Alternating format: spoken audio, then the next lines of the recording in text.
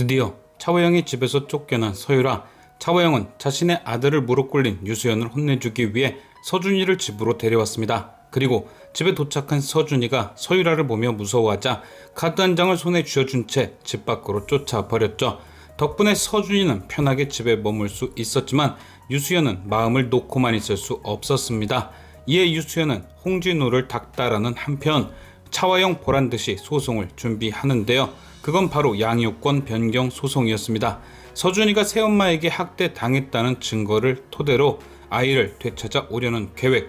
유수연은 소송이 진행되면 SA그룹에 타격이 있을 것이라 차화영을 협박했고, 차화영은 서유라를 내쫓았으니 문제가 없을 것이라며 맞불을 놨죠. 하지만 차화영이 닥칠 불행은 이것이 끝이 아니었습니다. 진짜 위험은 유수연이 들고 온 고소장이 아니라 강동아가 들고 온 투자철에서, 강동아는 SA그룹에서 불법 자금 조성이 확인되었다며 투자했던 투자금을 회수할 거라 했습니다. 강동아와 고대철은 암암리의 SA그룹의 비리를 밝히고 있었죠. 얼마 전 유수연을 통해 마이사를 올가맨 것도 그가 가진 차화영의 비밀을 알아내기 위해서였습니다.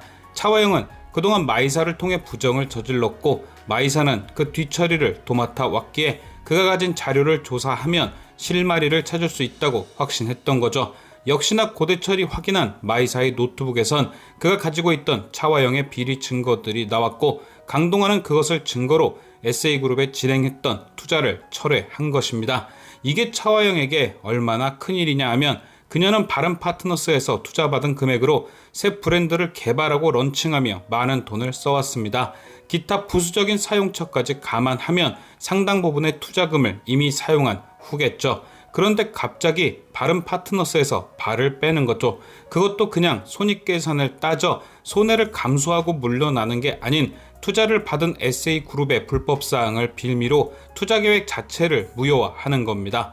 그러니 거의 처음 투자 받았던 모든 돈을 도로 뱉어내야 하는 거죠. 처음부터 강동아가 노린 게 이거였던 겁니다. SA그룹의 대량 투자를 진행한 다음 SA그룹의 비리를 발견, 투자금을 일시에 회수해서 SA그룹을 사실상 거짓골로 만든다. 투자금을 갚는다면 그 돈을 갚기 위해 빚을 질 것이고, 못 갚는다면 말 그대로 부도 혹은 바른 파트너스가 SA그룹을 날로 먹을 수도 있게 되는 거죠. 아마도 차화영은 투자금을 갚기 위해 자존심이고 나발이고 다 버리고 여기저기 돈을 빌리기 위해 돌아다니겠지만, 이미 고미숙이 모든 돈줄을 다 막아놨겠죠. 물론 자신도 빌려주지 않을 테고요. 이런 식으로 차화영을 궁지로 몰면 그녀는 스스로 꼼수를 생각할 수밖에 없게 됩니다. 마련했던 비자금을 드러내 풀던가 혹은 편법을 동원해 자금을 마련하는 거죠. 그 사이 강동아와 고미숙은 야금야금 SA그룹의 지분을 먹어 들어가는 거고요. 결국 차화영을 끌어내리고 모란제화를 되살리는 거죠. 하지만 아직 마지막 변수는 있습니다. 바로 서유라. 서유라는 현재 본인 신분이 아니긴 하지만 거액의 재산을 갖고 있다는 건 확인되었죠. 만약 차화영이 서유라를 계속 며느리로 두는 조건으로 그 돈을 사용해 투자금을 갚을 수 있습니다. 다만 그렇게 되면 이제는 차화영이 아닌 서유라가 갑이 되는 것이고, 홍진우 또한 다시 서유라에게 코가 꿰어지게 되겠죠.